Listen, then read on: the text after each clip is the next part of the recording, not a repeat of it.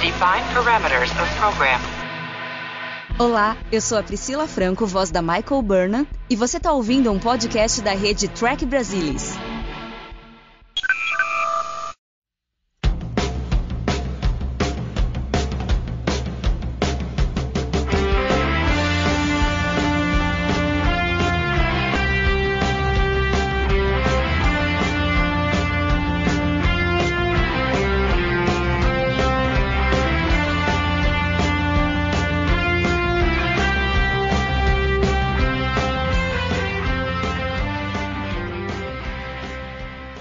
Olá, sejam bem-vindos ao Balde do Odo, o podcast da rede do Trek Brasilis para falar sobre a melhor série de Jornada nas Estrelas, Star Trek Deep Space Nine. E hoje nós vamos fazer um apanhado geral do que aconteceu na primeira temporada, uma análise do que a gente mais gostou, do que a gente não gostou, do que se sobressaiu, como é que eles conseguiram apresentar a série nessa primeira temporada e vislumbrar um pouco o que vem pela frente. E para falar sobre esse tema hoje, eu tenho aqui comigo o Luiz Castanheira. Olá, Luiz. Boa noite, pessoal. É bom estar de volta no melhor podcast de Deep Space Nine do Trek Brasilis. É isso aí. Alexandre Bortolucci. Oi, Ale. Oi, olá a todos. Um prazer estar aqui com vocês novamente. E Fernando Odo Rodrigues. Oi, Fernando. Olá, pessoal. Eu já vou concluir dizendo que o ponto alto da primeira temporada é que apresentou o Garak. Vai ser um dos temas que eu vou querer abordar sobre os personagens recorrentes. Mas antes eu queria começar falando o seguinte, interessante que quando a gente pensa na primeira temporada, a gente falou assim, bastante ao longo dos episódios, que tem alguns bem ruins. Ela é uma temporada que não é muito regular, mas apesar dela ter episódios ruins, ela também tem episódios muito bons. E no fim das contas, a gente fica achando que de repente a temporada é pior do que a gente imaginava, mas não é, porque eu fiz aqui uma média das estrelas que nós 4 demos para os episódios e ela fica acima da média. O Fernando é o que foi o menos generoso com as notas e a média é 2,13 estrelas para a temporada, né, por episódio. Ou seja, eu mantenho a minha fama de chato. Depois vem o Castanha com 2,24, o Alexandre com 2,29 e eu fui a mais generosa com 2,34. Então eu achei isso interessante, porque no fim das contas eu acho que a temporada é bem mais positiva do que negativa, apesar de alguns episódios sofríveis ou muito ruins. Fernando, você tem a mesma impressão agora, após terminar de assistir a temporada toda, revê-la depois de tanto tempo? Principalmente alguns episódios que não eram vistos há muito tempo, alguns até, inclusive, talvez até desde aquela época em que você assistiu pela primeira vez na Record? Eu ando muito emotivo esses tempos e não fazia tanto tempo assim que eu não assistia a primeira temporada, né? Aliás, eu nunca assisti a Deep Space Nine do começo ao fim em ordem, né? Eu sempre assisti da forma como dava lá nos anos 90. Mas uns 7 anos atrás eu já tinha recomeçado a assistir a primeira temporada. E a sensação é assim, eu tô reencontrando um velho amigo. Que até quando é ruim, eu consigo achar coisas que eu gosto, eu me sinto à vontade. Sou capaz de destruir um episódio, né, como Dax, né, eu fui o bonito que destruiu o episódio Dax, mas mesmo assim, sempre a sensação, eu tô de volta com o velho amigo e a vontade é continuar assistindo, e eu não consigo porque a vida acontece, né, tem trabalho, tem filho, tem família, essas coisas. Então assim, lá em 94 eu não achava a primeira temporada de Deep Space Nine ruim. Nunca achei. Tem pontos baixos? Tem. Que o Les, tô olhando pra você. Mas eu sempre achei uma temporada muito, muito melhor que a primeira temporada da Nova Geração. E mais do que isso, como eu não sou lá o maior fã da Nova Geração, eu achava que essa primeira temporada de Space Nine era, até certo ponto, um retorno à série clássica. Porque a gente começa a ter conflitos, né? Coisa que a gente tinha na série clássica e na Nova Geração não podia ter. Então, assim, pra mim sempre é um conforto rever os episódios. E que é uma temporada irregular, concordo com você, Mari, e quanto mais velho a gente fica, mais a gente vai percebendo pequenos detalhes, pequenos defeitos, Paul Lynch, né? Mas ainda é um grande amigo e são pouquíssimos episódios da primeira temporada que eu penso duas vezes antes de assistir. E você, Castanha, qual que é a sua impressão após essa revisitada primeira temporada? Logicamente que ao fazer o podcast a gente acaba se preparando mais do que simplesmente sentar para ver o episódio, tem leituras, lembrando entrevistas dos atores, dos produtores. Como que você vê essa primeira temporada agora? Eu imagino que mais ou menos como eu me lembrava. Na minha contagem, de 20 episódios, tem 9 episódios, 3 estrelas ou mais. Pelo menos, usualmente, quando eu fazia isso para as séries da Era Berman, a gente não vai muito mais do que a metade da temporada com episódios vencedores. Então 9 em 20 não é um desastre. Talvez pessoas que estão chegando agora na franquia e estão comparando diretamente com séries mais modernas, mais contemporâneas, podem achar estranha essa afirmação, mas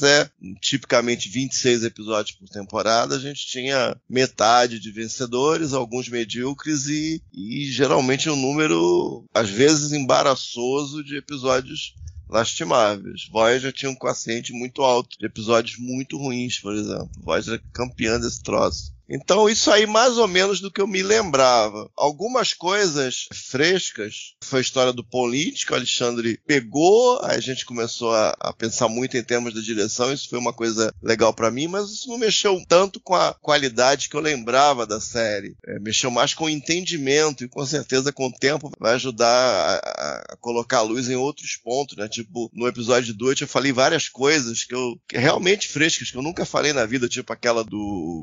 O James Conway podia ter dirigido o piloto, coisas assim que surgiram no podcast do Do It, vieram desse frescor. Com certeza é muito superior à primeira, eu diria até a segunda temporada da NG. A primeira com certeza, e a segunda quase com certeza. Tem alguns episódios melhores na segunda, mas tem muita porcaria. E aqui mesmo que tem as porcarias, a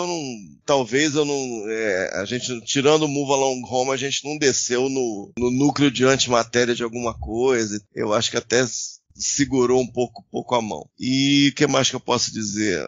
É claro que o tempo vai passando, a gente começa a colocar um pouco a perspectiva mais moderna, né? De séries mais modernas, a gente começa a pensar em outras coisas, poderiam ter sido diferentes, mas ficando na coisa de que é o que é, uma série uma temporada em especial tem quase 30 anos, eu acho que tem sido uma experiência interessante. Eu acho que um outro episódio subiu, um outro episódio desceu, mas tem sido legal essa recapitulação aí com a equipe aí do podcast. Tem sido bem positivo e eu gostei da experiência. E como eu posso afirmar que é a temporada mais fraca das 7, eu acho que a tendência é a coisa ficar mais excitante à medida que a gente for avançando na série. Até chegar em Rivals. Tem coisas do arco da velha. E você, Alexandre? Antes, né, qual era a sua impressão e se ela mudou agora da primeira temporada, depois da gente começar a revisitar com o podcast? Então, eu assisti a primeira temporada na ordem, né, quando passou no antigo canal USA, que seria Universal hoje, na verdade, né. Eu me lembro que quando eu assisti a primeira vez, na ordem, eu senti ali que tinha alguma unidade, mas que estava faltando alguma coisa. Obviamente que a primeira temporada de Deep Space Nine poderia ter sido muito melhor, poderia, né? Mas sofreu com algumas coisas, né? A gente precisa lembrar, como eu sempre coloco, né, nos podcasts, do contexto, né? O contexto era que a primeira temporada estreava ali entre a 6ª e a 7ª temporada ali da nova geração, que já era uma série super estabelecida, já era vamos dizer assim, né, uma série pop, tinha conquistado isso, já era uma vencedora de vários prêmios, Emmys. Então, quando o Deep Space Nine estreou, houve uma tentativa, né, de tentar fazer alguma coisa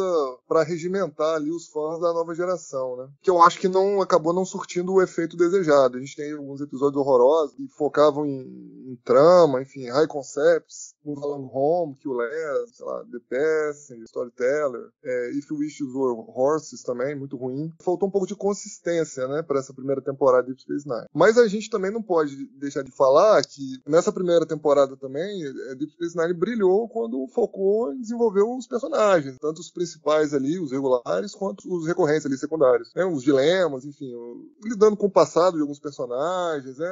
As novas realidades, a continuidade de temas, né? Então, quando Deep Space Nine focou nisso, ocupação de Bajor, o sistema político-religioso bajoriano, os conflitos ali da Federação com Bajor, né? Diferença ali de interesses, principalmente no Emissário, PS Prologue, Dax, Battle Lines, Progress, principalmente In the Hands of Prophets e Duet. Então, assim, eu acho que no balanço geral, olhando, né, essa primeira temporada, eu acho que a gente teve um problema aí de consistência, uma variação de qualidade artística dos episódios, né? A gente tem episódios muito ruins e outros inesquecíveis. E o ideal era que a série tivesse, em algum momento, ficasse mais no nível mais médio, vamos dizer assim. Mas como os outros colegas já comentaram, eu acho que foi uma primeira temporada vencedora. O Luiz já deu a opinião dele em relação às duas primeiras temporadas de Nova Geração, que eu concordo. O único ponto aqui que eu acho é que a gente já estava meio longe, né, nas duas primeiras temporadas da Nova Geração. Sim, então, sim.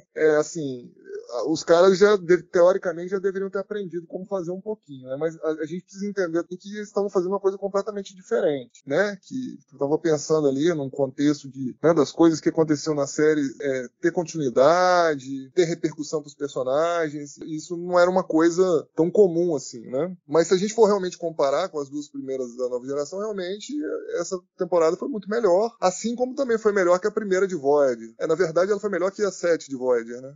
Mas enfim, eu acho que É muito amor mesmo, muito amor. Não, né? Você fez uma comparação com uma outra série, né? A Nova Geração, eu tô fazendo com outra, pra não ficar igual a comparação, né? Obviamente. Mas enfim, falando sobre Deep Space Nine especificamente, o pessoal fala entre tiros e facadas, saíram todos vivos, né? Eu acho que o final da temporada deu ali bastante subsídio pra gente querer voltar na temporada seguinte, e isso acabou se provando realmente, de fato, como uma coisa interessante, porque a gente termina a primeira temporada e logo no início da segunda a gente já tem como se fosse uma continuidade ali. Então, de forma geral, poderia ter sido melhor, mas eu gostei da primeira temporada. Entre as primeiras temporadas de Jornada nas Estrelas, eu acho que foi uma temporada vencedora, né? Obviamente que não é melhor que a primeira da série clássica, por exemplo. Não faz feio essa primeira temporada de Deep Space Nine, não. Eu gostei. Eu também. A primeira vez que eu assisti, até o Alexandre falou bem, acho que faltou alguma coisa. Essa era a minha impressão. Até então eu não conhecia, eu conhecia pouquíssimas coisas de Jornada nas Estrelas, então eu assisti assim, não foi algo que me empolgou. Eu gostei de algumas coisas, né, principalmente da Kira, mas eu falei assim, ok, né. Depois, logo na sequência eu assisti o The Way of the Warrior, e foi quando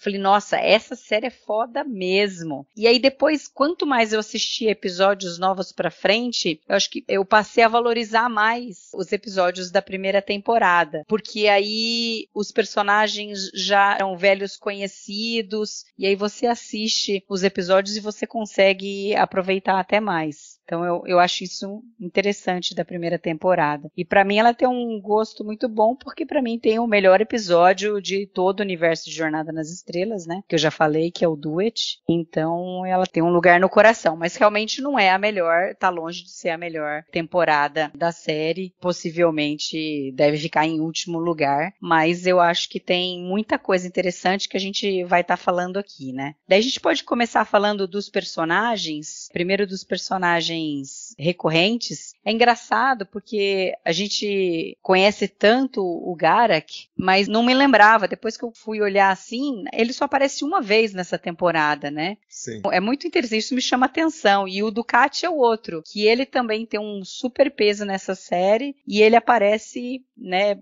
mais assim no primeiro episódio, no Emissary, e depois ele aparece rapidinho em vídeo e tal, no próprio Duet, né? E aí a gente tem a Wynn, que aparece só uma vez, o Barrel, que bem ou mal aparece um pouco mais. O Ron, eu acho que é o que menos faz sentido nessa temporada, mas que depois vai ter o seu lugar, vai crescer. Agora, o grande vencedor dos personagens recorrentes, eu acho que é o Nog. Eles já conseguiram dar o tom dele e deram um pontapé inicial muito bom com relação ao personagem. Castanha, o que você acha, assim, dessa parte dos personagens recorrentes? Eu acho que vários deles deixaram a impressão de personagens muito ou prontos ou muito próximo de prontos que deixaram a gente querendo mais. Eu lembro que no nosso segmento do Duets, eu lembro que como o Ducati era bom até numa telinha de computador falando com o Odo, entendeu? É o quanto aquele personagem te cativa de uma maneira ou de outra. Parece uma criatura que existe naquele universo, que sempre existiu naquele universo, mesmo que eu não conhecesse ainda as histórias dele. E isso é fascinante. O Garak também, você fica, caramba, mas quem é esse cara? Até mais pela interpretação do Andrew Robinson do que pelo texto, no caso do Past Prologue, mas você fica, caramba, pra onde isso vai levar? Quem é esse cara? Quem é esse cara? E fica aquela pergunta no ar. O Ron, eles meio que foram mexendo, ele era uma coisa no começo da série e acabou sendo massageado para ser uma outra coisa ao longo da série, e isso foi bem claro. No caso do Nog eu vejo mais uma continuidade, eu acho que ali em Progress, eu acho que eles meio que acharam o Nog, de modo geral eles acharam o Nog. Aquela coisa, em termos de arco, mesmo que a gente queira discutir se é um pouco conto de fadas de mais ou de menos, a questão do Nog ao longo das 7 temporadas, é um personagem que a gente não tem como não considerar pro legado de DS9, né? Às vezes você tem personagens em outras séries que nunca mudam, não tem nenhum tipo de desenvolvimento claro, e você tem um personagem que basicamente era um trombadinha e no final é o oficial da frota e você sente que ele é competente naquilo. Quem estamos olhando para você? Entre outros, até alguns talvez surpreendentes nesse caso. Então, a própria Kai Winn, a Vera Queen inicialmente, você tem uma atriz com um peso muito grande, que meio que acertou o personagem praticamente de saída. É um personagem muito marcante, gostando ou não gostando, independente do sentimento que você tenha pela personagem, é um personagem muito marcante e sempre foi desde o início. Ou seja, é mais aquele aperitivos, né? Muita coisa sólida, muita coisa me fica sugerindo que vai vir, atores competentes, na sua maioria, e isso é uma coisa legal. Ou seja, os recorrentes, muitos deles você reconhece ao longo das 7 temporadas, com uma ou outra exceção. E isso é acidente, não sei, uma coincidência, alinhamento celestial, eu não sei, mas é uma coisa curiosa que a gente vê. Eu lembro que a gente estava falando do Duet, a coisa do Ducati naquela telinha de computador, o Ducati se encontrando com o Cisco durante o piloto, falando dos orbes, sabe? Aquela coisa que fica, caramba, mas como é que isso foi pensado? É tudo sorte? Como é que esses caras nasceram tão prontos assim? O casting ajudou tanto assim? São personagens muito bons mesmo, muito bons e foram fazendo Deep Space Nine. Sem eles não seria a mesma série. Então, nesse ponto eu acho que foi um positivo nessa primeira temporada. Os recorrentes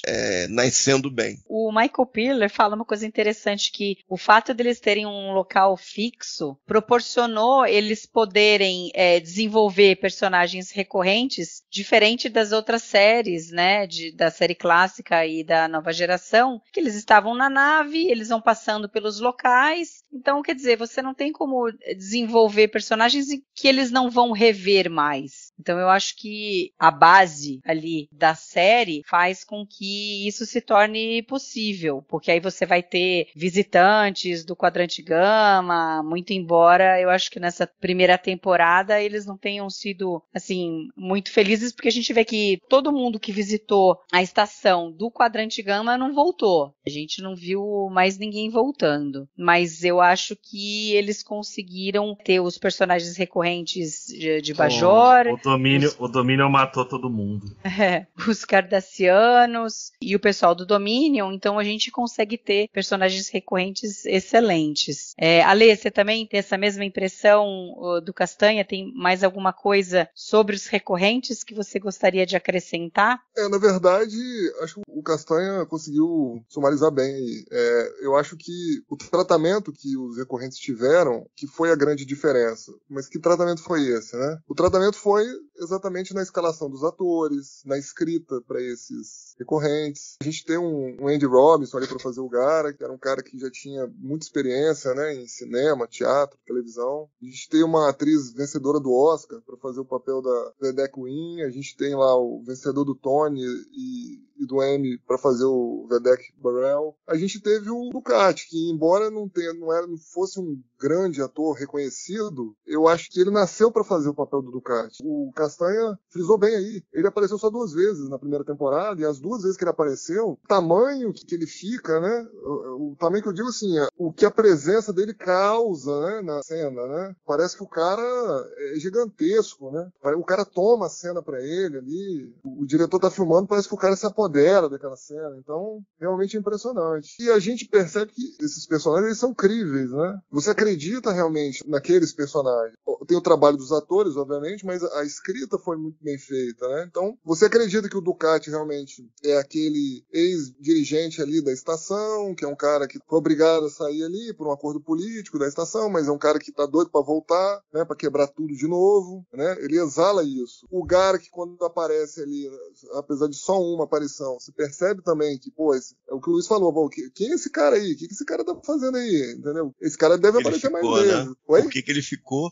Mas o que tá acontecendo, né? Então, assim, traz um certo mistério, né, desde o começo. E o tempo de tela dele é super pouco, né? A Kai Winn a Vedek Winn, no caso, é um personagem odioso, né? Mas ali você fica cativado desde a primeira cena. Ela entrou ali na escola, também já tomou ali de assalto ali a cena, né, pra ela. Embora o ator aí que faça a atuação do Vedek Burrell tenha recebido algumas críticas aí, eu gosto dele, eu acho que ele também fez ali uma participação incrível, interessante, e concordo que o Nog, de fato, foi o personagem que mais se beneficiou nessa primeira temporada, né, e de forma geral na série, porque o Nog é a história do conto de fadas, né, que é como o Luiz falou, ele era o trombadinho, o bandidinho, né, inclusive sofria preconceito do próprio pessoal da frota, né, o próprio Sisko, em um dado momento ali, teve algumas falas pouco elogiosas, né, mesmo preconceituosas em relação a ele, e ele vai terminar lá na 7ª temporada como o personagem que mais cresceu durante a série, né. Então,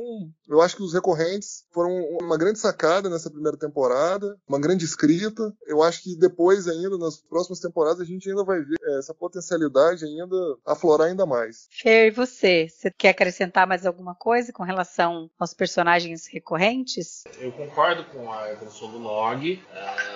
Eu já tinha falado aqui na abertura que o Gara, que apareceu nessa temporada, e já foi uma coisa completamente diferente de tudo que a gente tinha visto em Star Trek. Mas eu acho que eles acabaram, os recorrentes sofreram um pouquinho, porque é uma temporada que a gente também tem que definir os nossos principais, né? Sim. Então, por mais que a série tenha conseguido trazer muita gente legal, como o Ducati, como aquela que a gente ama odiar, que é a Winn, né? Eles acabaram um pouco prejudicados porque você tem que ter a história que apresenta o Sisko, a Kira, o Odo e por aí vai. Então, eu acho que isso a gente vai ver. A gente já vê as sementes sendo plantadas, mas a gente vai ver isso um pouco mais forte a partir da 2ª temporada. Não, com certeza, você tem toda a razão. Aí a gente pode até passar agora para falar um pouco sobre desenvolvimento de personagens. Assim, eu acho que é difícil a gente não concordar que a Kira foi a quem mais se beneficiou nessa temporada, né? Eu acho que foi a que mais teve episódios voltados para ela. Eu acho que o Odo vem em segundo. O Quark também. Eu acho que o Sisko é esquisito, porque assim, em Emissário é o grande episódio dele, né, nessa temporada. Depois ele passa um bom tempo, a gente vê muito dele como uma figura de pai. Talvez a gente possa dizer que a gente veja um pouco da figura dele de comandante em alguns momentos, com o O'Brien em Captive Pursuit ou com a Kira, mas depois a gente só vai ter realmente lá em The Hands of the Prophets ele aparecendo um pouco mais como o comandante mesmo da estação, algum desenvolvimento, mas eles foram muito fortes nele, deram todo o tom do que seria o Sisko em Emissário, mas depois a gente praticamente não tem nenhum episódio, a gente não tem nenhum episódio focado nele na temporada. E depois eu acho que a gente tem a Dax, que para mim foi a menos desenvolvida, e até é engraçado que no episódio de nome dela, embora a gente tenha um bom desenvolvimento da Dax, a gente não tem da Jadzia, e aí a gente vê muito pouco da atriz. Nisso também, né, a Kira super se destaca, e a Nana Visitor também, né, acho que a dupla personagem-atriz é fenomenal, da mesma forma com o Odo e o Auberjonois, e o Quark e o Armin Shimmerman. E aí a gente tem o Bashir, que começa, assim, de forma bem ruim, né, ele é o alívio cômico de vários episódios em seguida, que isso me irrita bastante, mas já vai chegando pro final da temporada, eu acho que eles tiraram a mão e diminuíram isso e deu uma melhorada. Eu não lembro agora de cabeça os episódios da segunda temporada, mas eu acho que ainda demora um pouco pra gente realmente ter um personagem bom no Bashir, né? Agora vamos inverter então a sequência. Fer, fala um pouco aí, né? Dá uma pincelada aí do que você achou dos personagens principais. Odo. Tô brincando, gente. Não, eu acho que em termos assim de episódios focados e de ter um backstory complexo pra ser trabalhado, a Kira ganha, com certeza. Até porque o Odo nessa temporada não tem backstory, né? Ele é o cara que é desconhecido, não sabe a origem dele. Ele teve grandes momentos ao longo da temporada, mas fica difícil você desenvolver muito alguém que não tem um passado ali pra você explorar, né? Eu gostei muito do O'Brien nessa temporada, gostei muito do Sisko também, eu concordo com tudo que você falou, Tamari. O Quark foi uma grata surpresa pra mim, porque eu já conheci os Ferengues da nova geração e antes de estrear a série, vai ter um Ferengue a bordo, essa série vai ser insuportável. Não, muito pelo contrário, ele foi uma grata surpresa. Ferengues deixaram de ser personagens bidimensionais para se tornarem personagens tridimensionais. E eu só vou discordar um pouquinho, talvez. Eu acho que o mais fraco na temporada é o Bashir. O Bashir não tem desenvolvimento nenhum na temporada inteira, né? A Dax tem alguma coisa ainda, mas o Bashir não tem nada. Ele termina a temporada do jeito que ele começou. Um retardado. Depois a gente vai ver que ele tá fingindo essa retardatice, mas isso foi não é nem um reboot, tem um termo pra isso. Retcon. Um retcon. Obrigado, Castanha. Foi um retcon depois que fizeram com ele que funcionou bem, mas assim, se eu tivesse que falar do elenco principal, quem é o pior personagem é o Bashir de longe. De longe, na primeira temporada, bem entendido. Ale, e você, quais são as suas impressões com relação aos personagens principais nessa temporada, né? Claro que é difícil, às vezes, a gente desassociar todo o conhecimento que a gente já tem, né, dos personagens nas próximas 6 temporadas, mas como que você vê os personagens nessa primeira temporada? Olhando que a primeira temporada exclusivamente, acho que os personagens tiveram um bom desenvolvimento, né? Ou pelo menos um desenvolvimento promissor, concordando aí com vocês, seria pela ordem. A Kira, o Odo, mas aí, assim, a Kira ganha um pouco mais porque a gente teve Duet, né? No final da temporada, que acabou meio que simbolizando a primeira temporada como uma temporada dela. Mas eu sou obrigado a concordar com o Fernando, porque se a gente for pegar o apanhado de episódios, né, o Odo ele teve uma caracterização e uma tentativa de desenvolvimento um pouco mais linear. Ele aparece um pouco mais do que a Kira em mais episódios. E ele tem aquelas trocas, né, com frequência com o Quark. Eu acho que ajudou bastante. Mas um episódio como o Duet não tem como desconsiderar que aquele episódio desenvolveu mais a Kira do que alguns personagens de algumas séries aí de jornada em 7 temporadas, né? Eu não vou citar nomes aqui para não causar mais comoção, né? Que eu já causei no começo. Mas vocês já me entenderam, né? Enfim. Então eu acho que a Kira e o Odo ali, eles foram os dois personagens que tiveram um melhor desenvolvimento. Eu gostei do Sisko, tá? Porque a gente tinha uma ideia anteriormente, né? Do Capitão Maior que a Vida, né? Que era o Picard lá na nova geração, aquela figura estoica. O Sisko logo no primeiro episódio mostrou que era um ser humano de verdade, né? Incrível, demonstrando emoções, né? O trauma que ele tinha ali de ter ficado viúvo no meio de uma batalha, as dificuldades dele de criar um filho num ambiente hostil, ele ter que lidar ali com uma primeira oficial que no começo tentou dar uma furada de olho nele e depois foi desenvolvendo uma amizade com ela, né? Uma relação. Ele sempre muito habilidoso na hora de tratar com os interesses dos demais tripulantes dele. O Odo foi lá falar com ele, meu amigo, desse jeito eu não quero não, tal. Ele falou, não, beleza, cara, vamos fazer do jeito que você quer, então. Então, eu gostei do Sisko nessa primeira temporada. E um personagem que vocês acabaram nos citando, que eu também gostei, foi o Jake. Embora ele tenha tido ali uma ausência em alguns episódios, eu acho que ele nunca foi o Wesley Crusher, né, de Deep Space Nine. Porque tem aquela cena lá dele ensinando o Nog a ler, que eu achei tocante aquela cena.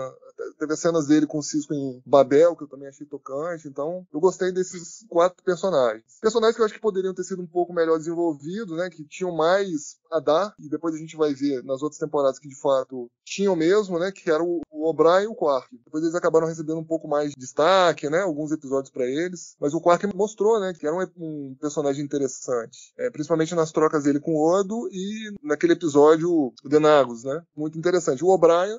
Depois os caras botavam o O'Brien pra sofrer a partir da segunda temporada e também achei um conceito interessante, né? De você se colocar no lugar ali do homem comum. E os personagens que eu acho que deixaram a desejar, e concordando com vocês, é a Dax e o Bashir. Mas realmente o Bashir tá muito fora aqui do tom, né? Ele realmente, os momentos vergonha alheia da primeira temporada foram dele, né? A Jadzia não comprometeu, né? Porque, enfim, acho que o pessoal percebeu ali que não era muito a dela, ela ia ser a track baby da série, então, nessa primeira temporada não deram muita coisa pra ela. E o Bashir, infelizmente, quando resolveram dar alguma coisa pra ele não correspondeu, né? Realmente, em Move Along Home ali, ele tem um ataque histérico, vira de costas pra parede, negócio ridículo, né? E em The Passenger também, aquela voz dele, enfim, super canastrão. Tem um boato que diz que no final da primeira temporada o pessoal pensou em dar uma mexida e tirar fora o Bashir, né? Será que a gente precisa do Bashir aqui e tal? Enfim, acabaram deixando, que foi uma boa decisão, né? Mas realmente, nessa primeira temporada, ele deixou muito a desejar. Então, acho que de forma geral, a gente teve alguns inícios bons, né? Promissores. A gente teve, se a gente for pensar bem, né? A maior sequência de desenvolvimento de personagens de toda a série de Jornada até aquele momento. Se a gente for comparar, como eu já disse, só Duet com qualquer outro personagem das 3 temporadas da série clássica e das 6 temporadas da nova geração, talvez o único que pudesse se comparar mais com a Kira seria o próprio Picard, que sempre teve muito tempo de tela. Mas Duet ali, pra mim, fez com que ela empatasse, vamos dizer assim, em desenvolvimento com o Picard. Então acho que desse modo o Deep Space Nine fez diferente das outras séries e fez um grande serviço aí à Jornada nas Estrelas. Eu acredito que o que eu vá falar não vai destoar muito dos colegas, mas vamos lá. A Dax, eu acho que desde o começo eles não tinham, eu não sei se porque ela foi escalada muito tarde, ou porque eles tinham algumas dúvidas sobre as capacidades dela, eu acho que eles não queriam complicar a Terry Farrell, então acho que ela teve pouco material e o material que teve foi fácil. Então, pouco se fez com ela, mas ao mesmo tempo, como eram coisas relativamente simples, ela não trouxe rejeição. O Bashir, por algum motivo, por alguma brilhante ideia, muitas aspas no brilhante, eles acharam que seria uma boa ideia apresentar uma juventude extrema, com um certo alívio cômico, com uma certa arrogância extrema e fazer um pacote com isso. E isso foi bastante ruim. Não era engraçado, entendeu? Você não ria, você não gostava dele. Quando você não gostava mesmo, você achava desinteressante. Pô, mas por que vocês estão fazendo isso? Que coisa estranha. Então foram umas escolhas pro personagem na primeira temporada e trazido pra frente, nos primeiros episódios, um bom começo de temporada, isso ficou muito evidente. Foi uma decisão equivocada. Fazer o cara irritante foi uma decisão ruim. Se a memória não me falha, eu lembro que o Berman gostava muito do Cid. Talvez se o Berman não gostasse tanto do Cid, talvez a gente pudesse, de fato, ter uma mexida ali. Mas foi umas escolhas muito estranhas. Porque o ator poderia fazer diferente e não precisaria tornar o cara tão chato, tão insuportável, tão ingênuo, ao mesmo tempo chato, ao mesmo tempo arrogante, e isso não computava muito bem. Então, o Bashir é complicado. Por outro lado, eu acho que não tem muita dúvida que a Kira foi o personagem mais bem desenvolvido. Próximo, se separar para pensar, talvez tenha sido a protagonista, talvez não só dessa, como das 2 primeiras, se separar para pensar. Eu acho que a diferença dela pro Odo é que ela estava mais ou menos pronta, assim como o Odo, em termos de caracterização base, mas ela teve um material que você consegue identificar uma progressão de arco, entendeu? E nisso ela ganha do Oda até por uma margem fácil. E o Alexandre falou uma coisa interessante, porque o Duet, um episódio como o Duet naquela época não era tão comum assim. Ter tantas qualidades como o Duet tinha, então talvez tenha sido também uma espécie de game changer. Então ela acaba levando vantagem nesse sentido. O Sisko é o protagonista no papel, no contrato, nos créditos e tal. Ele teve um episódio interessante, foi o piloto. Mas depois ele foi meio que trazido para o nível do elenco, né? Ele tinha que cumprir as funções de comandante, mas ele não ia muito além disso. Tem um estilo de comando interessante, mas coisas muito discretas, né? Ele não teve nenhum grande episódio após o piloto. Até no In the Hands of the Prophet, se você parar para pensar, retoma o material do piloto, sim, mas são coisas relativamente discretas. Não são coisas que a gente veria mais para frente, até em termos que a gente veria em Maqui. Não estou falando nem In the Pale Moonlight, Fabian Stars, The Vista, eu não estou falando nem esse material, coisas que a gente veria em Demaki na temporada seguinte. Esse Sisko, já na segunda temporada. Então, meio aqui no elenco, cumprindo o seu papel, legal, tem um comportamento legal, bem atuado, mas atrás desses dois, por esse motivo, né? Que faltava algo, assim, que os outros já tinham um certo brilho, mais novidade, tanto o Odo com a Kira, um passado compartilhado e tal, tem esse destaque. O Quark é um personagem legal, tem uma interação natural com o Odo, também é uma coisa que praticamente nasceu pronta. É um personagem legal, vai contra o que a gente conhecia dos Ferengues na época, dentro da franquia, mas eu acho que nessa primeira temporada ele é pouco checado, sabe? Ele faz coisas muito estranhas. Os códigos de segurança, no The Passenger, que ele vê o Bashir tomado por algum tipo de inteligência e não fala nada, entre outros momentos, é uma coisa um pouco bizarra demais, entendeu? Isso deveria ter sido melhor checado. É interessante e tal, ele tem aquele molejo, é interessante ter o bar do Quark ali, mas tinha que ter uma checagem mais extrema. O O'Brien é um personagem, aquela coisa discreta, que ele foi, durante a série toda, um personagem discreto, um homem comum, e foi interessante de descobrir aquela coisa de torturar o O'Brien seria uma coisa legal. Então isso aí foi desenvolvendo, é um bom ator, mas não teve tanto brilho, apesar de um bom episódio, Captain Pursuit, e em outros momentos, em outros episódios, ele esteve bem. Mas também não com tanto brilho. Essa é aquela coisa, tá no elenco, cumpre o seu papel, mas não é nada que chame a atenção, que você vai lembrar durante décadas, por algum fato específico aí. Então acho que basicamente foi o elenco principal. O Jake é legal, né? Que quebrava aquela coisinha do gêniozinho, do Wesley Crusher. Era um moleque comum, perdeu a mãe, que vive só com o pai, esse tipo de coisa. E as cenas com o Ben Sisko, sempre muito boas. Ben Sisko e o Jake Sisko, sempre muito interessantes também, adequadas. Ou seja, nada para escrever uma poesia épica a respeito, mas funcional ao menos. Então acho que problemas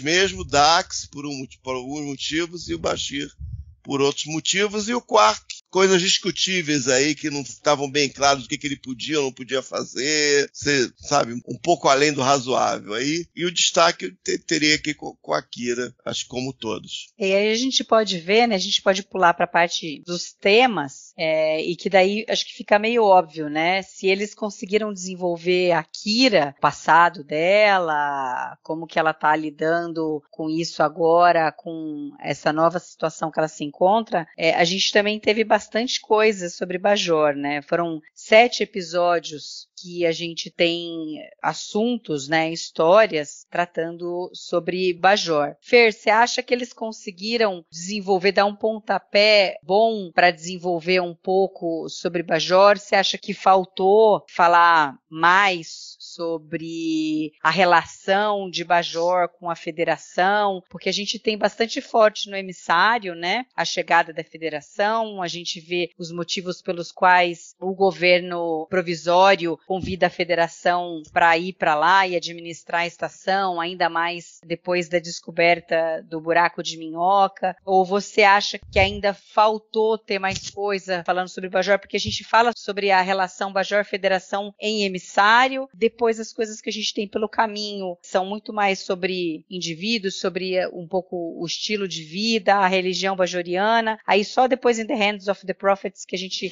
realmente vai ver que essa relação entre eles ainda tem muito conflito, ainda tem muita conversa pela frente, o Cisco tem bastante trabalho para fazer ali. Como que você viu toda essa parte? Claro que a gente, na nova geração, já tinha conhecido os bajorianos pela figura da Rolaren e alguns episódios que tiveram lá, que falaram da zona demilitarizada e tal, mas aqui mesmo, em Deep Space Nine, é que a gente finalmente vê sobre o planeta e alguma coisa de costumes. Eu adoro ver em Deep Space Nine o desenvolvimento, da gente conhecer mais Bajor, da relação de Bajor com a Federação. Eu adoro isso. Poderia ter tido mais na primeira temporada? Poderia, mas eu acho que aí foi uma decisão estratégica deles, porque aí seria diferente demais de Star Trek do que o público estava acostumado a entender como Star Trek. Não dava pra gente fazer uma temporada inteira focando na relação de Bajor com a Federação. Você tinha que ter espaço para respirar, mostrar novas vidas, novas civilizações, audaciosamente indo, etc. Então, eu acho que sim. Poderia ter tido mais? Poderia. Mas eu entendo que foi uma decisão estratégica do Michael Piller, do Rick Berman, do Ira Behr, de colocando isso aos poucos, porque o público comum de Star Trek não estava acostumado com isso. E o objetivo deles, naquele momento, não era atrair público novo, era manter os fãs da nova geração. Então, quanto mais eles fugissem disso, mais eles podiam afastar esse público. E eu acho que a gente até teve alguns desenvolvimentos interessantes na relação do Cisco com a Kira. A gente percebe ao longo da temporada que o Cisco abraçou a ideia de que a missão dele é trazer Bajor para a Federação. A gente tem a questão espiritual que influencia tremendamente a política, com a morte da Kaiopaka no Battle Lines e depois lá no In the Hands of the Prophets. A gente vê que isso vai levar a uma eleição de uma nova Kai, né, que seria, vamos escolher um novo Papa, né, pensando no mundo nosso, e dependendo de qual a situação, você vai ter um impacto não só em Bajor, mas também na presença da Federação na estação. Então, considerando isso, que eles estavam tateando no escuro e fazendo as coisas com cuidado para não alienar os fãs da nova geração, eu acho que foi muito, muito bem construído. Interessante isso que o Michael Piller fala, que no início, realmente, quando eles estavam olhando para a primeira temporada, eles estavam tentando trazer os fãs da nova geração com histórias para eles, mas que só quando eles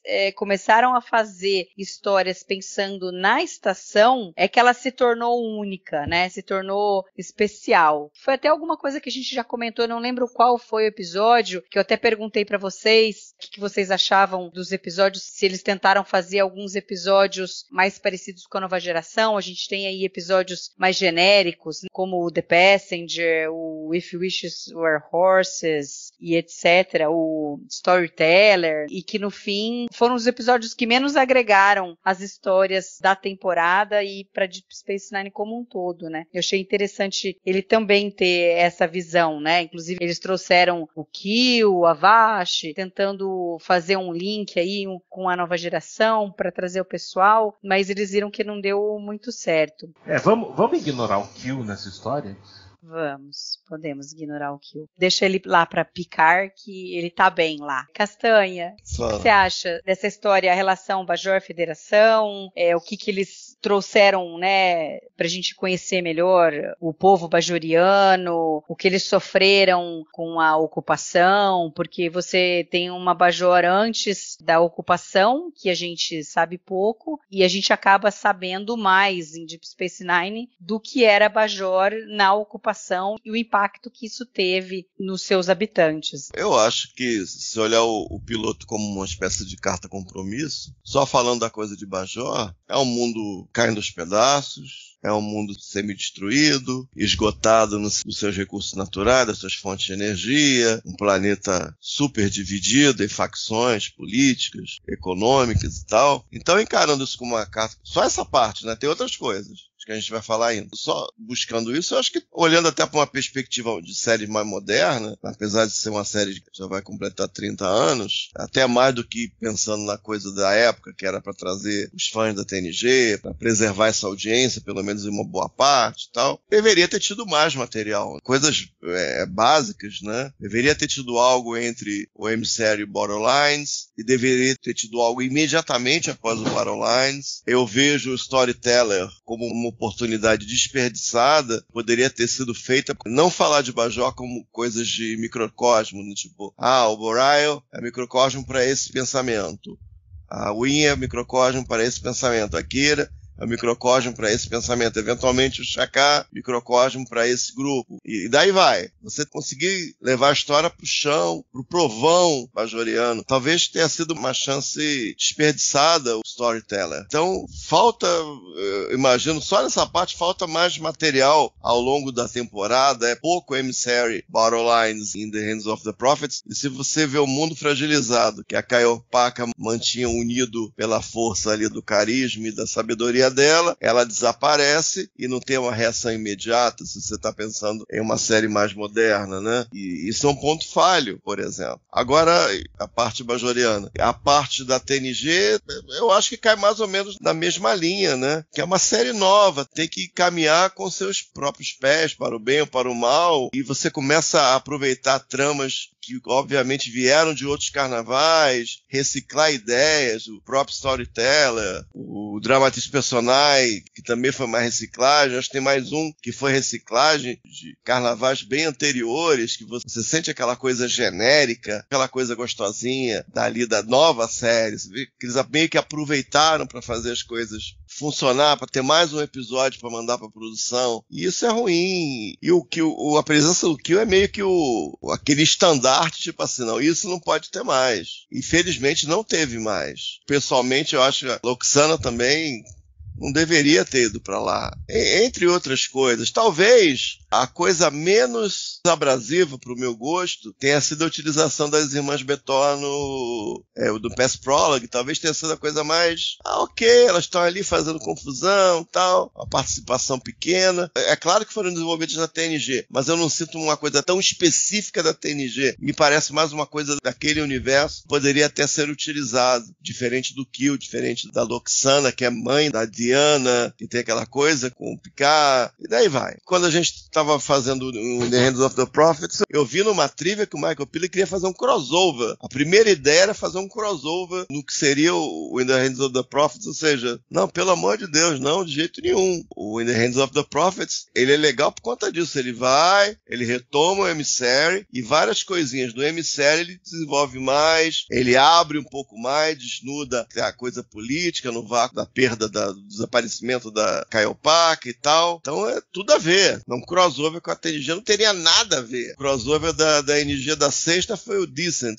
Então imagina uma coisa retrabalhada do Decent misturada com o DS9. Pelo amor de Deus, não quero nem pensar num negócio desse. Tá entendendo? Então, basicamente essas duas ideias era isso. Ale, se tem alguma coisa que você gostaria de acrescentar com relação a esse tema, Bajor, e a relação de Bajor com a Federação? Na verdade, a minha opinião em relação a esse tema é bem parecido com a do Luiz. Eu acho que faltou um pouquinho ali de uma linha que ligasse melhor e de forma mais consistente os episódios falando sobre o Bajor, sobre as consequências da ocupação. Eu acho que realmente ficou um hiato grande ali no meio da temporada. Mas eu acho que isso também é justificável, né? Como a gente já tinha comentado nos outros episódios dos podcasts dos episódios, que a gente teve alguns problemas, né? De greve de roteirista, enfim. Começou a ficar difícil também para eles, né? Completarem a primeira temporada ali, 19, 20 episódios, enfim. E da mesma forma você manter um padrão ali de qualidade. Então, a minha opinião vai mais em direção ao que o Luiz falou. Acho que faltou um pouquinho, mas dentro do que foi possível fazer na época, levando-se em consideração também, né, que era uma série spin-off, vamos dizer assim, a nova geração, que era a série pop, ainda estava no ar, eu acho que o que foi feito foi o que foi possível fazer, entendeu? Obviamente, se você for olhar em retrospectiva, depois das 7 temporadas, poderia ter desenvolvido um pouco mais? Não, poderia, né, mas naquele momento ali foi o que deu para fazer. Então, acho que dentro do conceito do que eles precisavam ter feito, faltou alguma coisinha, mas acho que no final da temporada isso acabou sendo bem recuperado ali com Duet, principalmente, e com In the Hands of Prophet. Pra mim, os bajorianos é a raça que eu mais gosto, né? Não é à toa que a Kira é minha personagem favorita. Então, assim, com certeza pra mim poderia ter muito mais, né, sobre Bajor. Mas eu gostei de várias coisas que eles colocaram. Por exemplo, obviamente, no emissário você fica conhecendo várias coisas. A situação que Bajor foi deixada após a saída dos Cardassianos. Mas eu acho legal, por exemplo, o Past Prologue, que ele coloca ali que a resistência ainda está viva, que tem aqueles bajorianos que ainda acreditam por uma Bajor só para bajorianos, e que aí é legal que a gente vai ter isso agora nos 3 primeiros episódios da segunda temporada bem forte, embora eles tenham mudado o nome, a gente não tem como não desassociá-los, né, do Comar, que também a gente não pode deixar essas pessoas de fora, né? Você tem que incluir essas pessoas na sociedade, essas que lutaram contra a Cardassia a vida inteira. Então a gente tem a Kira ali, mas assim, ela aceitou ficar ali com a Federação e foi aprendendo, né? Mas você tem pessoas que não querem saber disso, mas você precisa integrá-las na sociedade. Então é legal você ter isso daí. E é muito comum quando você tem uma guerra e você tem as pessoas que lutaram na guerra, perderam tudo pra estar ali, e aí você fica com um contingente de pessoas que você tem que ajudar, você não pode largar. E isso tem um custo muito grande pro país, pensando no nosso planeta Terra. A gente vê que essas pessoas lutaram tudo e aí elas não têm mais nada, elas não têm outra profissão, às vezes elas ficam desempregadas depois que uma guerra acaba, e você tem que acolher essas pessoas, tem que reinseri-las na sociedade. Embora a Past Prologue passa de raspão nesse assunto, eu acho legal eles terem colocado. Com certeza a parte de Battle Lines, a gente falou bastante durante o episódio, mas assim, foi uma pena a maneira como eles fizeram com relação a Caiopaka, e aí o Castanheira falou bem, quer dizer, depois disso não é citado mais a Caiopaka, a gente não sabe qual foi a reação dos bajorianos com relação a isso, só depois no In the Hands of the Prophets que a gente vai ver alguma coisa, mas de qualquer forma a gente tem ali a relação dela com a Kira, a questão espiritual, como ela era uma pessoa que via sempre o bem nas pessoas, uma líder religiosa importante ali, que também é interessante. O Storyteller é uma, como Castanha falou também, oportunidade perdida de você ver um pouco como que é a vida em Bajor, e no fim ficou uma coisa meio medíocre. Por outro lado, In Progress, eu acho que eles foram vencedores nesse sentido. É muito legal a gente ver essa questão da energia, em como eles estão reconstruindo o planeta, estão precisando desenvolver, porque o planeta foi todo destruído. Então eu acho legal isso daí. Do It, com certeza, começa aí a grande relação dos bajorianos com os cardassianos, porque a gente teve só um pouquinho de uma luz ali com o Dukat em Emissary, mas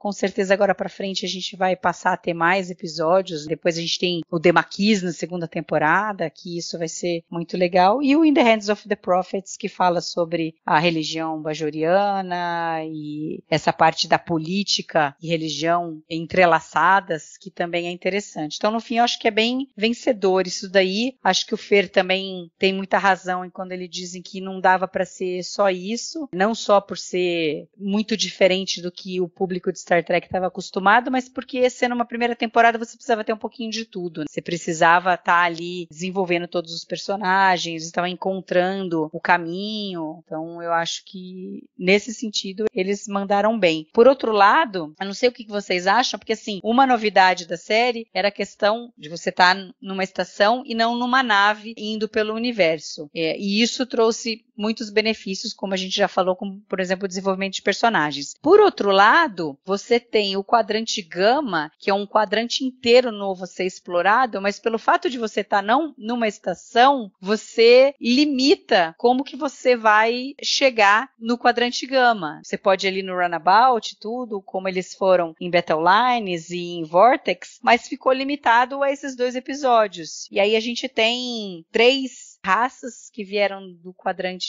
Gama, que eles realmente tiveram algum contato. Foi o Tosk em Captive Pursuit, os Wad no Move Along Home, que a gente poderia esquecer, e os Hakkar com o Crowden em Vortex. Castanha, você acha que realmente eles ganharam num lado por você ter uma estação e você poder fazer uma coisa não tão episódica, mas serializada, e você desenvolver mais os personagens, mas até antes deles terem a Defiant, eles ficaram ficaram um pouco presos com relação à exploração do quadrante gama, do potencial que teria e que nessa primeira temporada muito pouco foi explorado. Voltando ao piloto e pensando em termos de carta compromisso, quando terminou, a gente começa a pensar, tem o wormhole, a gente vai ter o templo celestial, a casa dos profetas e tal, que é parte da religião bajoriana. É uma passagem para o quadrante gama com as oportunidades de negócio, de colonização, de novas raças, novos perigos. E isso foi muito pouco explorado. Eu lembro que eu brinquei no Killless. Poderia ter feito episódio.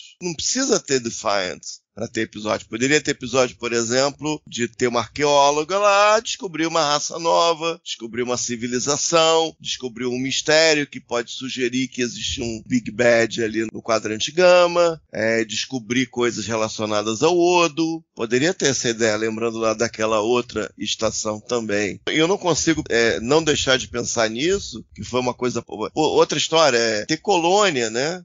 Ver o estabelecimento de uma colônia, ver o estabelecimento de uma colônia se dando bem ou se dando mal. Histórias assim fizeram falta. Aí eu não sei também a questão do orçamento. Será que tinha grana para fazer um episódio baseado numa colônia, no quadrante gama, razoavelmente bem feito, para mostrar a colônia sendo fundada a partir do emissário, né? Uma colônia muito recente. Oportunidades de comércio. Nem que fosse aquela, tendo episódios assim, e também aquela linha de um diário de bordo. A colônia tal descobriu o princípio ativo de uma vacina para não sei o que, não sei o que lá. Foram descobertas armas no planeta tal, indícios de uma civilização antiga, tecnologia, aconteceu isso e explodiu tudo, morreu um monte de gente, e tentar fazer uma história afim a isso. Aí descobriram uma coisa que Bajor acha muito importante ter direito, porque afinal de contas o wormhole está no sistema bajoriano, uma das aberturas é o templo celestial. Discussões assim, eu tô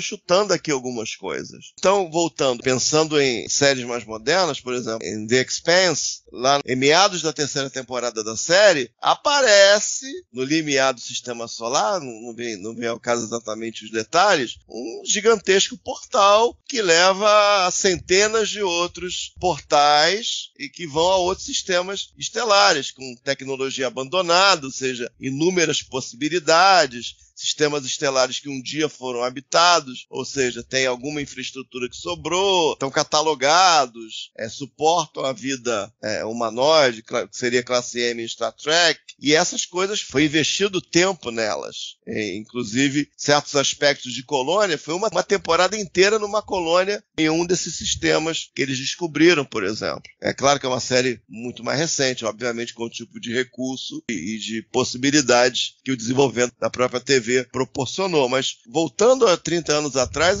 se imagina que poderia ter sido explorado mais, até porque era uma carta compromisso do piloto. Então eu dei algumas possibilidades a ter na segunda temporada. Uma ou outra coisa do que eu mencionei acontece, a gente vai ver na época adequada, mas mexemos com isso, né? Falar mais disso.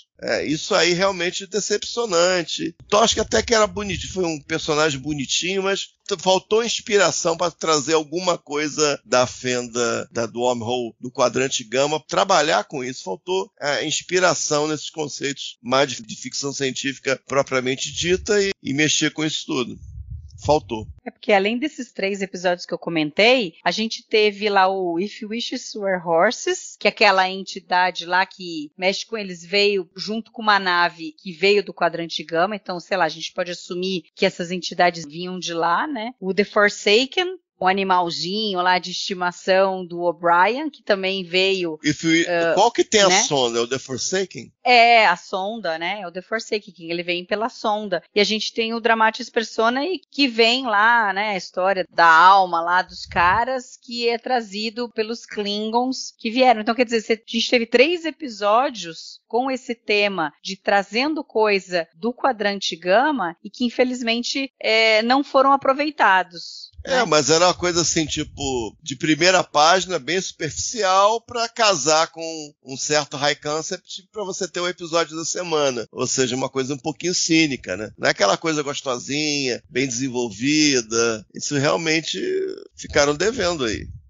Eu vou só discordar um pouquinho do Castanha e vou começar fazendo uma pergunta. Castanha, quantos episódios por temporada tem The Expanse? Depende da temporada. Essa que foi só a colônia, 10 episódios. Pois é, só a primeira temporada de Deep Space Nine são 20. Sim, então eu falei sobre isso. E não só isso. A gente não pode comparar uma série de 30 anos atrás com uma série de agora. Seria a mesma coisa que a gente assistir TOS agora e falar que é uma bosta que foi feita 60 anos atrás. Assim, esse argumento, pra mim, na minha opinião, tá, gente? Desculpa. Não, mas eu falei disso, Fernando. Eu falei que tem que levar isso em consideração. Tô tentando dar ideias que eu acho que faltaram, entendeu? Não, até aí tudo bem, Castanho, mas você não pode julgar a temporada. Não tô comparando diretamente. Tempo. Diretamente eu não tô comparando, não. Eu acho assim, por exemplo, o quadrante gama. Vamos pensar como o Rick Berman e o Michael Piller estavam pensando naquela época. Nós temos uma série que faz exploração, nova geração. Deep Space Nine é outra história, não é pra ter exploração. Então, eu entendo que foi de caso pensado que não teve mais exploração do quadrante gama, entendeu? Por quê? Porque senão seriam duas séries de Star Trek iguais. Eles estavam em Deep tentando fazer algo diferente. Errando em muitos momentos, com certeza. Não vou aqui ficar defendendo e falar que a temporada foi ótima, que The Forsaken é o melhor episódio da série. Nada disso. Mas a gente tem que julgar com base no que estava acontecendo lá em 93, né? Em 29 anos atrás. O que eles estavam pensando e o que eles pretendiam para a série daquele momento. Eu poderia agora falar, olha, Altered Carbon fez uma coisa fantástica na primeira temporada que tem a ver com Deep Space Nine. Não interessa, Deep Space Nine é de 30 anos atrás. Essa comparação é injusta. Minha opinião, tá, gente? Desculpa, tá? Só minha opinião. Foi só para dar uma ideia das possibilidades, mas não foram feitas. Eu entendo as limitações da época, eu entendo tudo isso. Mas o que tá faltando alguma coisa, eu falei, eu consigo ver, tá faltando alguma coisa. Por exemplo, aquela coisa do arqueólogo, ter um arqueólogo para descobrir uma raça, ou descobrir alguma coisa ali que podia ser um perigo ou uma maravilha, eu lembrei de Babylon 5, né? A história de Babylon 5, por exemplo. Deixa eu ser o advogado diabo aqui. Deixa eu ser o advogado diabo aqui. Essas questões você está pensando hoje, revendo a série pra gente gravar, ou você já pensava 29 anos atrás quando você assistiu a primeira temporada? Eu acho que eu nem tinha como pensar, Fernando. Eu acho que a TV mudou muito, eu acho. Também o tempo te permite refletir sobre certas coisas, né? Exato, esse é meu ponto. Entendeu? De novo, eu não tô dizendo que você tá errado, Castanha. Eu acho que Babylon 5, eu acho que é o melhor exemplo, Castanha. Babylon 5, muito mais que Deep Space Nine, mostrou como fazer uma história serializada numa estação espacial. Eu amo Deep Space Nine, mas Babylon 5 é foda também. Sim. Aí é uma comparação muito boa, porque a gente tá falando de dois produtos literalmente da mesma época, né? Então, o que eu acho que assim, o ponto que o Castanha tocou é que tem a ver assim com a pergunta que eu fiz, é o fato deles terem pouco desenvolvido o quadrante gama. Não acho que o quadrante gama estava ali do piloto, por bobeira. Isso que eu quero dizer. Foi uma promessa do piloto, isso que eu quero dizer. Sim, a partir do momento que eles descobriram um buraco de minhoca que leva para o quadrante gama, abriu um leque de oportunidade para um quadrante inteiro ser explorado. E aí, pelo fato de eles estarem numa estação, eles nem precisavam ir até lá. Mesmo porque, mesmo com a Defiant, depois, eles também não ficaram indo explorar. O quadrante gama veio até eles. E aí a gente teve 6 episódios, eu já citei o Captive Pursuit, que é um episódio bom, que eu acho que eles trouxeram uma raça interessante, embora depois ela não tenha feito parte de nenhuma história, né? O Zwad do Muvelongon, que foi um desastre, que ainda bem que não trouxeram mais, né?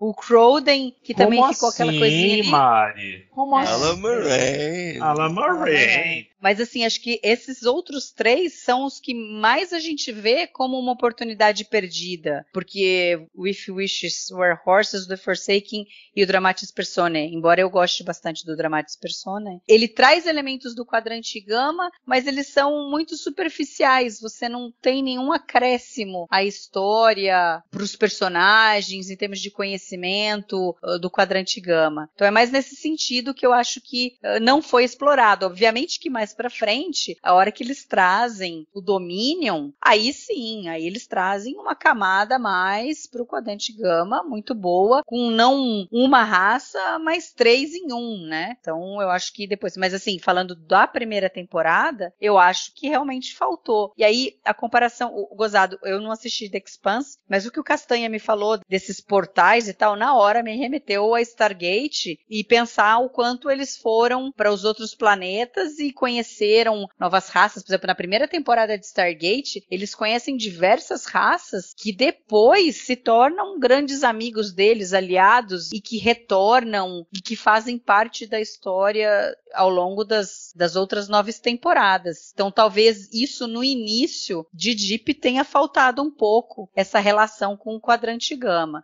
que aí vai ser consertada mais pra frente. Ale, o que você acha dessa discussão nossa sobre o Quadrante Gama? Então, eu vou pegar um pouquinho de tudo. Eu concordo, eu acho que faltou um pouco mais de desenvolvimento dessa parte, mas eu também concordo com o Fernando que foi meio que uma decisão, se não foi totalmente pensada, mas foi assim, olha, a gente vai ter um buraco de minhoca aqui, né, um portal para outra parte da galáxia, e a gente vai usar isso de forma conveniente quando a gente quiser ou precisar. Como eu acho que eram muitos elementos para serem trabalhados na primeira temporada, a gente tinha a questão política de Bajor, a gente tinha o desenvolvimento dos personagens, a gente tinha, né, outros pormenores que precisavam ser desenvolvidos na primeira temporada, sem esquecer que eles estavam, como eu disse, tentando arregimentar os fãs da nova geração. Então acho que eles começaram a tatear, vamos dizer assim, tentar buscar o que teria um pouco mais de apelo, o que teria um pouco menos de apelo. E nesse mix todo a gente ainda teve lá o problema dos roteiros, né, do greve de roteiristas, e foi de fato um pouco pensado, ó, vamos usar aqui o outro quadrante, quando a gente realmente estiver precisando, né, como o high concept da semana, a encrenca da semana, e vamos tentar desenvolver as outras partes da série que a gente considera nesse momento um pouco mais importantes, sem que a gente perca o público lá da nova geração. Então, assim, como uma primeira temporada, novamente, eles estavam procurando também a identidade deles. Então eu acho que faltou um pouquinho assim de desenvolvimento dessa parte, mas foi um pouco consciente. Eu acho que eles viram ali que eles não iam ter condições de conseguir desenvolver todas as frentes que eles abriram, principalmente lá no emissário. Eu passei aqui por todos os assuntos que eu levantei, que eu achei que seriam interessantes a gente estar discutindo, né, sobre essa temporada. Agora vamos ver aí se vocês têm mais alguma coisa que vocês foram ao longo de assistindo aos episódios e tal, se tem mais alguma coisa que vocês gostariam de comentar. Castanha, começa por você aí. Que a gente falou sobre os personagens, sobre a questão bajoriana federada, sobre a coisa do Quadrante Gama, relação com a TNG. Eu acho que é isso. Né? Fora que tudo que a gente já falou nos podcasts individuais dos episódios, acho que dá para ter uma boa ideia sobre o que foi essa primeira temporada. Ale, e você? Eu vou fazer só uma menção rápida à direção, né? A direção dos episódios. Óbvio. Meu Deus do céu. Eu prometo que serei rápido.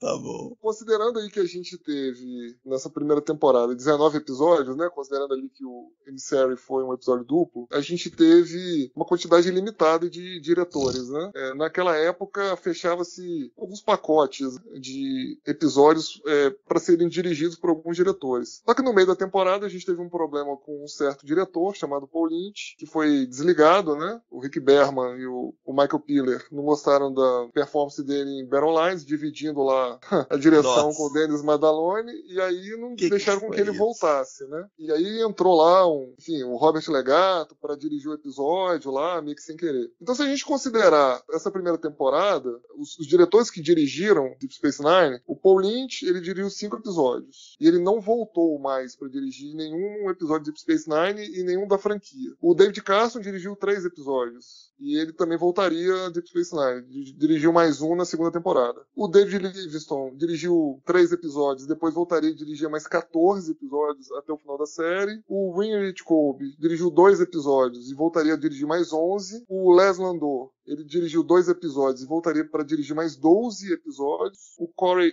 Allen dirigiu só 1 e depois voltaria a dirigir mais 3 até a segunda temporada. O Cliff Bowl dirigiu 1 episódio e dirigiria mais 6 até a terceira. primeira temporada de Deep Space Nine, e o James Conway dirigiu Do It, né, e dirigiria mais 6 até a 5ª temporada, ficando só o Robert Legato com um episódio e não voltaria mais. Então, todos os diretores voltariam a dirigir em Deep Space Nine. Só o Robert Legato e o Sr. Paul Lynch que não voltaram mais a Deep Space Nine. O Robert Legato não era um diretor de fato, de primeira unidade, ele focava mais em efeitos especiais. Obviamente não voltou por isso. E o nosso querido Paul Lynch não voltou pela explicação aí que eu já comentei. Então, assim, acho que assim, a qualidade da primeira temporada também tem muito a ver com a quantidade de episódios que o Paul Lynch dirigiu, embora não só ele tenha cometido equívocos, né? Mas, assim, de 19 episódios, ele dirigiu 4,5 ele dirigiu, né? Porque não deram crédito lá pro Denis Madalone, mas ele dirigiu dividindo ali com o Denis Madalone. Então, enfim, eu acho que isso aí também simboliza um pouco, né? A falta de... Quando eu disse lá no começo, no meu primeiro comentário, a falta de consistência dessa primeira temporada. Era só isso só que eu queria falar.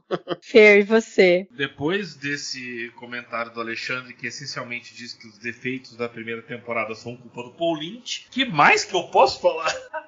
Não, eu só vou colocar uma coisinha a mais, ainda em cima da discussão com o Tio Castanha, de que a missão da tripulação de Deep Space Nine não era explorar o quadrante gama. A missão de Deep Space Nine, como o Picard fala claramente no emissário, é fazer tudo que é necessário para Bajor tornar membro da Federação. Então, com base nessa premissa, eu entendo a falta de exploração. Tirando isso, é uma temporada, para mim, vencedora. É a melhor da série? Não. É a melhor de Star Trek? Longe disso, mas eu acho que cumpriu a sua função, tanto é que estamos aqui nós 29 anos depois falando dela, né, gente? É verdade. Não, com certeza. Bom, então a gente falou bastante aqui sobre a primeira temporada, tem sido uma boa revisitação a Deep Space Nine. Parafrasei o Murilo, tem sido um prazer inenarrável. Nossa, Tem sido um prazer estar conversando aqui com vocês sobre os episódios de Deep Space Nine. Daqui 15 dias a gente volta com o primeiro episódio da segunda temporada e é legal que a gente já tem uma sequência boa de episódios bem forte com a temática de Bajor, né? Então não tem como ser ruim. E gostaria de agradecer ao Alexandre, ao Castanha e ao Odo pelo bate-papo. Eu que agradeço aí a oportunidade de participar mais uma vez com vocês aí. Falou, valeu, galera. Foi um prazer. Isso aí. Obrigada a você que está nos ouvindo e até daqui 15 dias. Falou!